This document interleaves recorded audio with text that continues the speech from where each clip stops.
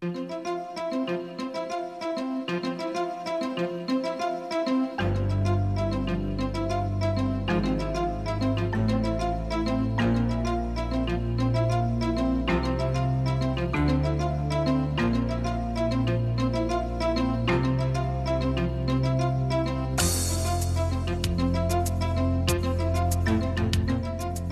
and welcome to Writer to Writer, a series for and about writers sponsored by Florida Community College at Jacksonville.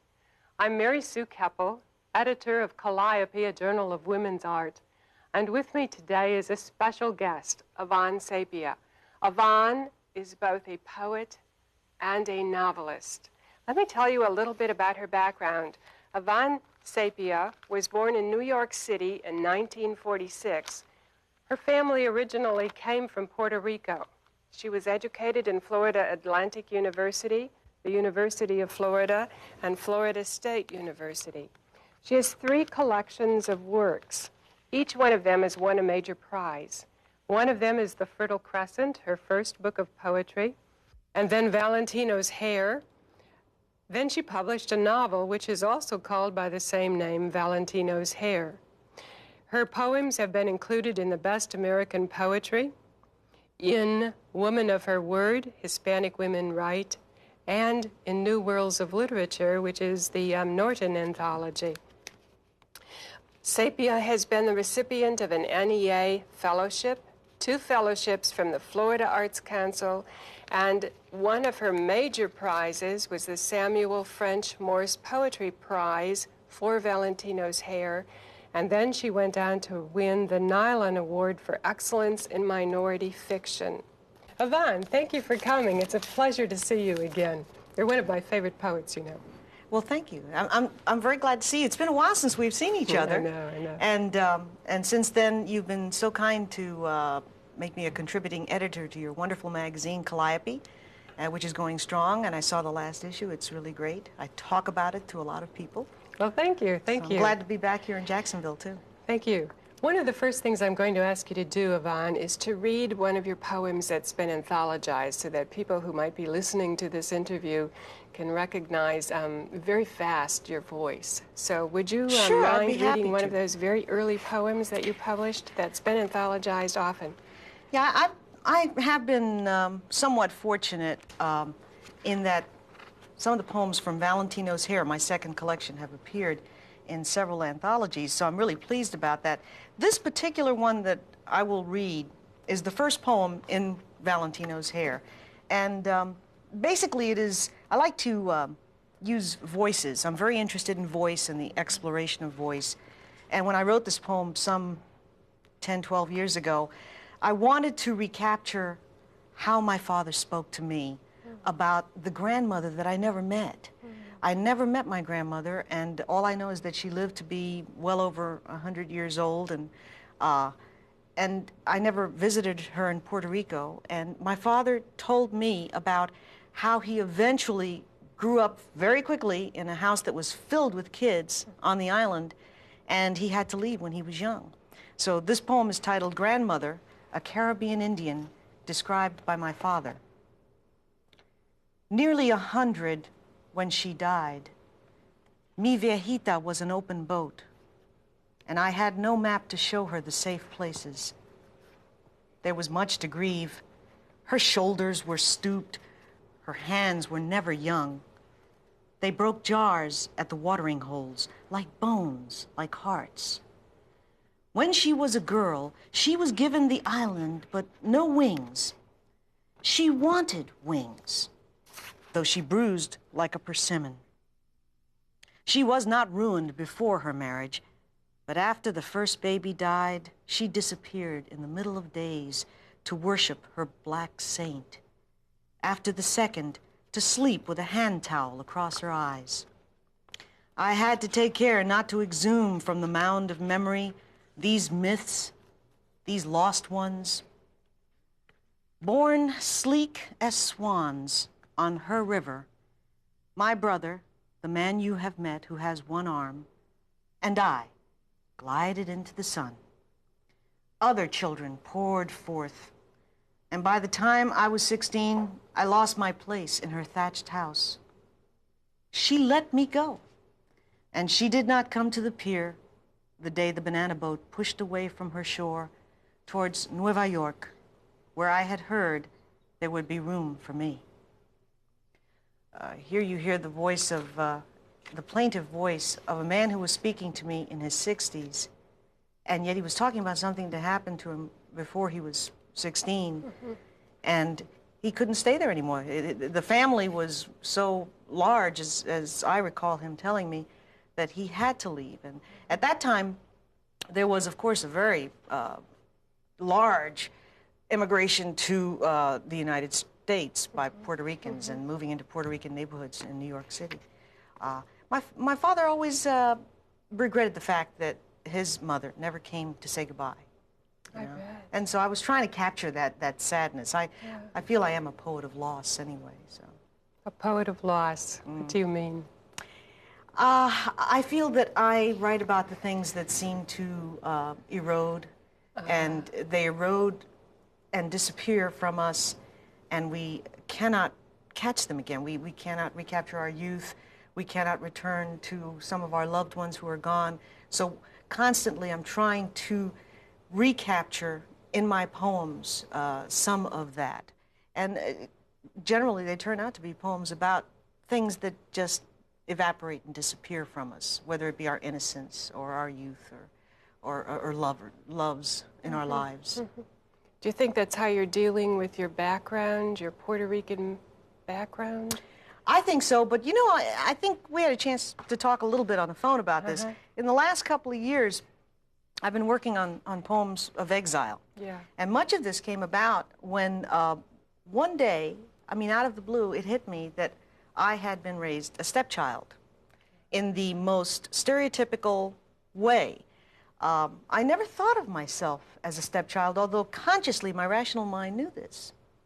Tell me why. I think I was busy doing other things. As a young girl and growing up in the Bronx, I wanted to Americanize myself. Both my parents had high goals for me, even though I came from a poorer background. And I wanted to be assimilated into the culture. I did it with language. I think that's what happened with me. Someone else might do it with perhaps science, something in the scientific field, or something else in the social sciences. I did it with language. I loved words. And as I've told you, I could not speak English until I was about 5 or 6. But ironically enough, as soon as I discovered the language, I ate books. I mean, I was reading Treasure Island by the time I was 8 years old and this kind of thing. But being busy doing this, getting adjusted to being a first-generation American, I think I forgot some things about the way I was raised. And I was kind of raised as the typical stepchild of the 50s. And in the 50s, it was kind of you were very strange if you were a stepchild. Today, it seems fairly common. And so I began to go through a kind of self-therapy as I was working on these poems about being a stepchild. And I realized there are all sorts of exile, all sorts of forms of exile. I jokingly have said I'm an exile in Lake City, but it's kind of a sweet exile because it's a place where at least you can write. And so I feel that I write a great deal about separation and loss. In my novel, the character, the child in the book, is constantly being taken from the father to the mother's home where there is a stepfather who is not, he's not cruel, but he's not particularly friendly.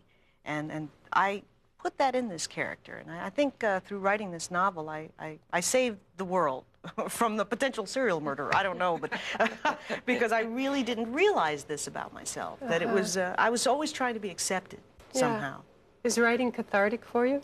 It sure is. In fact, it's about, I think if it were possible to take my blood pressure, it's probably when my blood pressure goes down and I'm the calmest. I like being taken into the vortex that's in the center of the page. I like disappearing into that tunnel because it's my world. And outside of that page, the world at times seems like it's in chaos and uncontrollable. you write yourself, so I'm sure you feel at times that this is about the only thing you may be able to control, that line or that paragraph.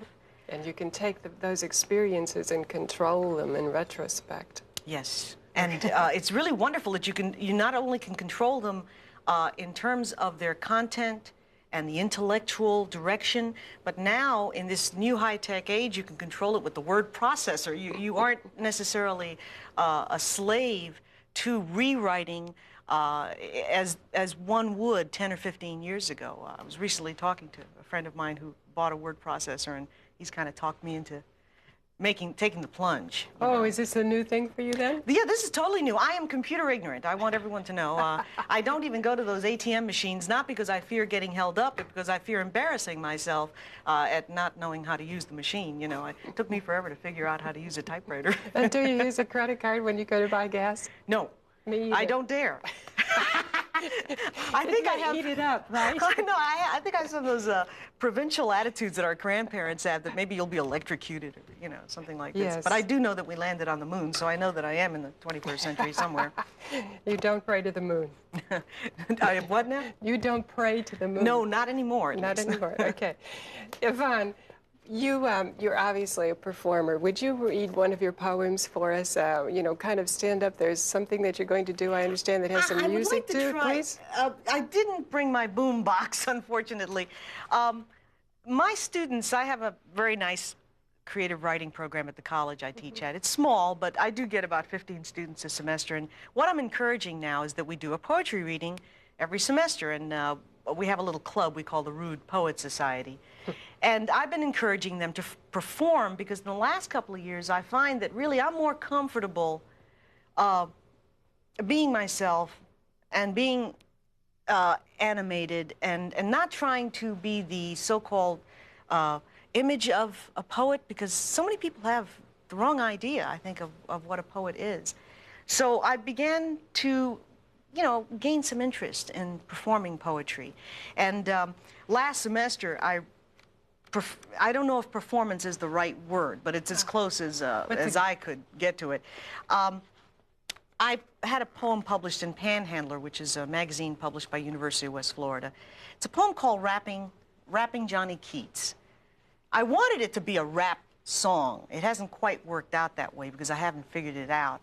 But what I do is I usually record on a tape my voice singing in the background, and then I read the poem as the tape is playing. Unfortunately, I didn't bring that.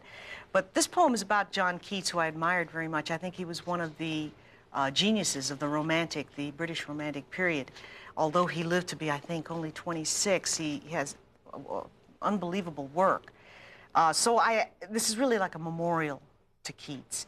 And it talks about really the last few months of his life, and it alludes to the people who were important to him, including his beloved Fanny Brawne, and also his friend Severn, who was the last person who stayed with Keats. So normally, let me stand up here. Normally, as I say, I would have my CD player, and in the background, the first thing you would hear is something like this. Rapping Johnny Keats, Johnny Keats, Johnny Keats. Rapping Johnny Keats, Johnny Keats, Johnny Keats. Rapping Johnny Keats, Johnny Keats, Johnny Keats. Rapping Johnny Keats, Johnny Keats, Johnny Keats. So sure death hangs warmly over his shoulders like a sinister sweater. He does everything he can to keep the British weather from causing his demise. He travels to Italy and rattles at the mountains. He takes walking tours and tortures himself for health. Nothing seems to keep long poems and short death away. His mother and brother die in Johnny's weakening arms, and it rains blood, blood, blood. Everywhere he coughs, he dresses his mourning in words, while the occasion waits for his acknowledgement like a hungry girl's mouth. Rapping Johnny Keats, Johnny Keats, Johnny Keats. Rapping Johnny Keats, Johnny Keats, Johnny Keats. Rapping Johnny Keats, Johnny Keats, Johnny Keats. Rapping Johnny Keats, Johnny Keats, Johnny Keats. Beautiful and merciless, women devour him like manna. But Johnny keeps rapping, obsessed with Fanny Brawne's eternally promised kiss. He writes and he writes, and street poets worry about him. Is it love? Is it laudanum? Is it poetry which points death's needle at his lungs? In September, he goes off to die with the strength of Severn, one good friend who later places letters in Johnny's coffin and tells how courage and a name are written on the water that sustains yet laps with fury against the small, frail limbs of fame, braving a February wind, rapping Johnny Keats, Johnny Keats, Johnny Keats, rapping Johnny Keats, Johnny Keats, Johnny Keats, rapping Johnny Keats, Johnny Keats, Johnny Keats, rapping Johnny Keats. And that's sort of, you know, what I had in mind. But the refrain should continue in the background as the poem is read. And I can tell you, it's hard to read. Well, I can tell you that my whole body was going, Johnny Keats, Johnny Keats, Johnny Keats, and you obviously are making I was trying to get the heart, the feeling of the heart in there. Yeah, the pulse is there. A couple things were going through my mind as I was listening to you read that. You're a narrative poet sometimes, which probably gave you a great ability to become a novelist. The other thing that was going through my mind, and we can pick up any place you want to, the other thing that was going through my mind is you gave me your next manuscript, which is the Places to Leave the Body, as it's called. Foolish as I am, yes, I did. Places. Well, I enjoyed it. But you know, the thing that came to my mind as you were reading this poem is how cerebral this manuscript is and how detailed and narrative the poem was that you just read. And I'm wondering if you would talk about that. As you know, I really became interested in the narrative voice in poetry sometime in the early 80s. Yeah.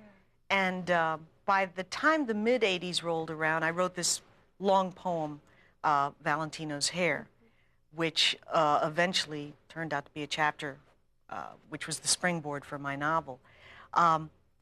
I find that, sure, absolutely. Valentino's Hair is your first major book of poetry, yes, and Valentino's Hair is also your novel. Yes, and the publishers hated me for a while for doing this.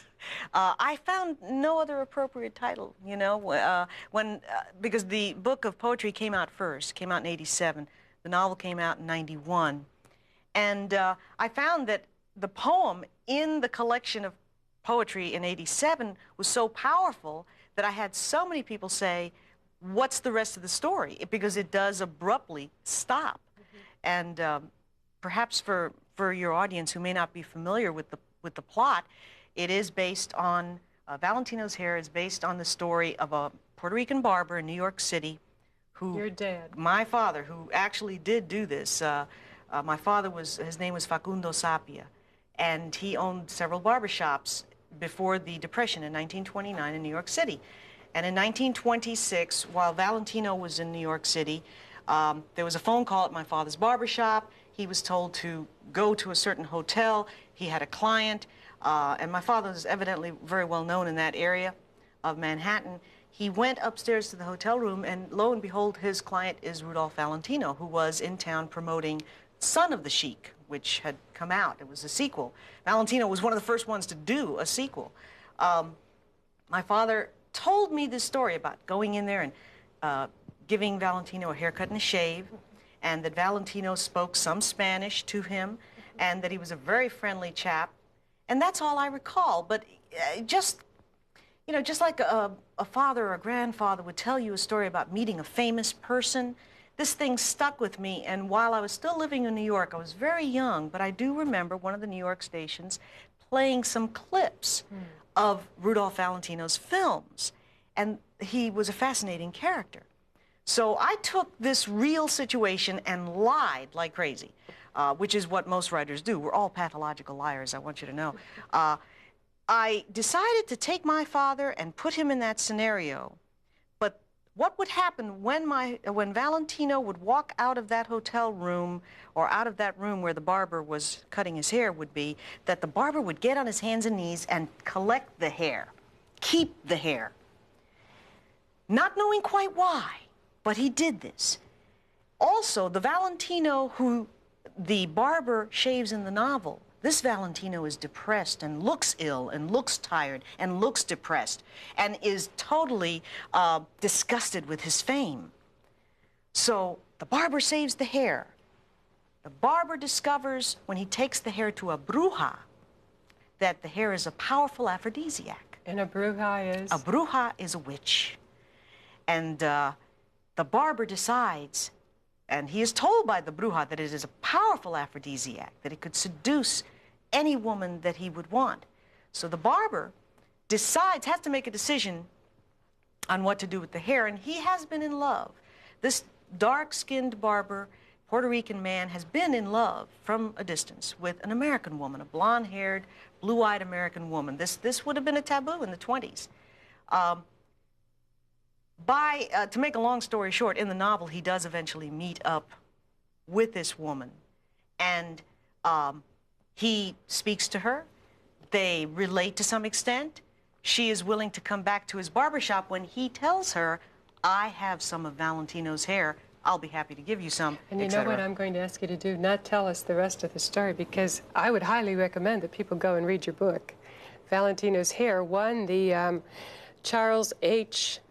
and N. Mildred Nylon Excellence in Minority Fiction Award. Yes, this is sponsored by University of Colorado, I believe. Yeah, it's a beautifully, beautifully written book. And as soon as you start to read it, you'll know a poet wrote it. Now, you said that Calliope was the first publisher, this is the magazine that I edit, was the first publisher of your prose. I want to comment, though, on the fact that a couple of other people were credited for publishing some of these chapters, but you said what you had done is written out the chapters as poetry, and other places published those chapters as poetry, but then you published those chapters as prose. Talk about that a little. This is interesting. Just like I feel I have a foot in both worlds. I'm a woman who wants to be an American. I'm a woman from a Puerto Rican culture. The same thing I found happening to me in my writing life. I found that here I was writing poems that told stories that when just worked on a little bit, revised a little bit, were chapters in books. And so with this particular novel, which I did write while I was attending Florida State University and finishing my doctorate there in creative writing, there were certain chapters. For example, there's a chapter called The Fire Escape, on the fire escape. It sounded so musical when I wrote it that I went back to the typewriter, typed it up. It looked like a poem. I sent it to Indiana Review, and they published it. I was really pleased. The same is true of a chapter called The Mythology of Hair, which many people, when they read this chapter, feel it's appropriate in the novel, but it seems to fall out of nowhere. It was inspired really by Melville's use of the chapter on whales in Moby Dick. That's why I put that chapter in there. Well, I changed the mythology of hair so it looked like a poem. And it does read like a poem. It does. It really does. In fact, I've always wanted to do that with a chorus reciting some of the lines. In fact, I'm now trying to work with chorus kinds of techniques with my students to have them recite parts of poems while the reader reads the rest of the poem. But I found myself with a foot in both worlds. I still feel that. I still feel that pull in both directions. You said that becoming a novelist gave you scars. Yeah. What does that mean? Well, in many ways, writing this novel was really just wonderful therapy. I remember when I finished the chapter in which the barber has to die, I mean, I broke down crying because, you know, this is my father dying. And it's in a way, it's very similar to how he died. He died in a nursing home in Miami. And so I have that kind of situation in the novel. Not that that, you know, gives anything away in the novel, but there were scenes that I had to relive. There's a chapter in the book where the barber has a daughter who refuses to accept her heritage. And the daughter has conflict with her heritage and treats the barber's little son, who is very ethnic looking, treats him very badly. And much of that is how I felt when I was younger. The way I was treated by certain individuals, either in my family, if we want to call my adopted family, I'm not sure if that's the right term, but and the way I was treated by other individuals, perhaps in the neighborhood. So I relived a lot of instances when I was discriminated against. What we have then is a kind of an autobiographical story in which you're coming to grips with your own Puerto Rican heritage. I think so, and not only coming to grips, but almost reintroducing myself to it. Reintroducing yourself to it, and now you're teaching. I've forgotten so much of it. Yeah. You know? You know what it's reminding me of, and we could play with this a little bit. It's the people who are remembering the fact that they were abused as children. I mean, I ran away from this for so long. All my friends were American. I was in a Jewish sorority, for God's sake. They thought I was Jewish. I said, fine, you know. I never really found my niche. And with that, we're going to have to leave you, Yvonne Sapia, poet, Gee, that novelist, was really wonderful. friend. It's great seeing you. Thank you for coming. Thank you for joining us. It has been wonderful to be part of this. Thank you. I'm Mary Sue Koeppel, the editor of Calliope, a journal of women's art, and this is Writer to Writer, sponsored by Florida Community College at Jacksonville. Goodbye.